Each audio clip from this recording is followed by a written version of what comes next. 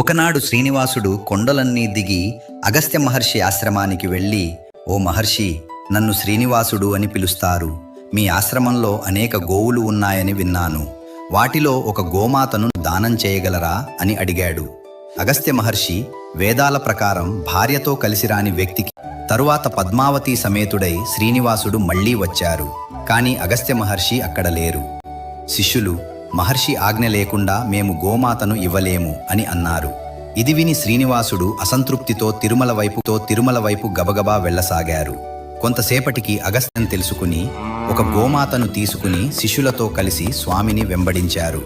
దూరంలో స్వామికి కనిపించగానే గోయిందా గోయిందా అని పిలిచారు. అంటే గోవును స్వీకరించండి స్వామి అని. కానీ వెంకటేశ్వర స్వామి ఆ పిలుపులను పట్టించుకోకుండా ముందుకు సాగి అదృశ్యమయ్యారు. అందుకే వెంకటేశ్వర స్వామి గోవిందా అని 7 కొండలు దిగివచ్చారని పెద్దలు చెబుతారు.